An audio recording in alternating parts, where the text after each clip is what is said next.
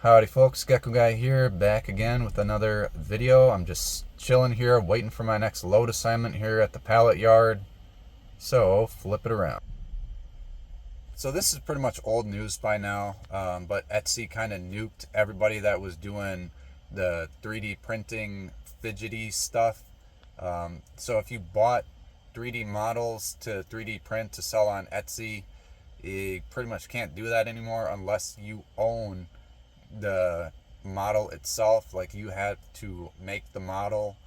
So my question is, so we've already established that they kind of nuked you from uploading other people's designs, even if you're on a subscription and you have a license to use that.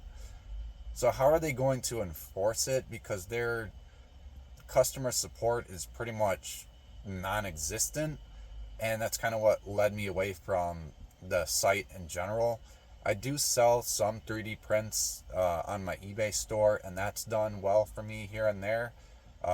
Mostly miniatures and diorama type stuff. That's kind of what I do. I know you guys know that I used to do a lot of the like RC radio control stuff, but you can do it for RC, but it's not really practical. A lot of the parts are not made for abuse and stuff like that.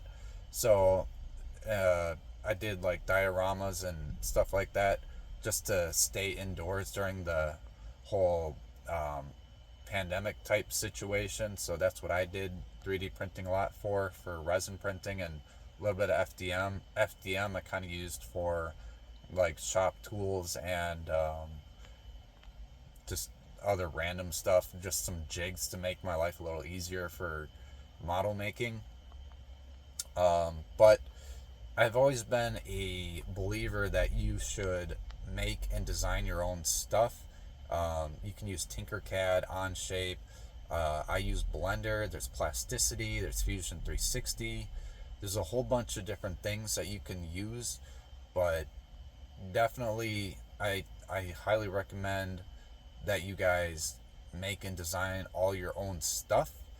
And then if you're gonna sell it on Etsy, just say that you are the original creator of these items.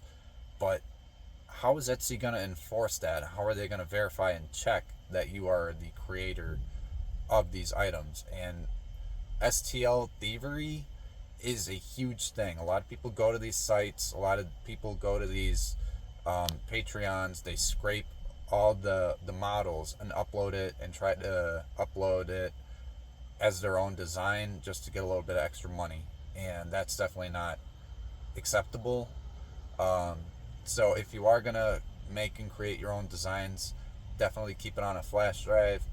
I don't think I will ever release any models, just because it's so easy for people just to take and steal your model and modify the STL a little bit and claim it as their own.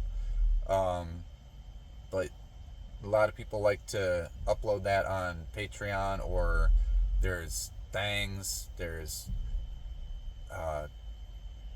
big no there's a couple other websites like Colts 3D I use a lot. So just be careful where you upload your STL files. The laws are incredibly gray area as far as like copyright infringement and stuff like that. But for Etsy, their support is non-existent. So how are they going to enforce it is what I'm wondering.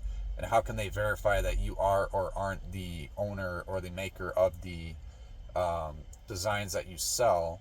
So whether you sell a full made product or a design, I don't know how they're going to verify that. And if you get false strikes, I think there's going to be a lot of false strikes on people's channels, or not channels, but on people's stores.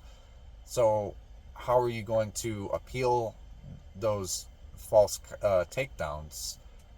Etsy has never been very good at their customer support, so I don't know the future of 3D printing on Etsy and selling there, but I highly recommend people start their own Patreon, or start going to other marketplaces like eBay probably is the best place to go, because Mercari is probably going to self-implode here in the next couple of years. But I don't know. Let me know your guys' thoughts and opinions on that.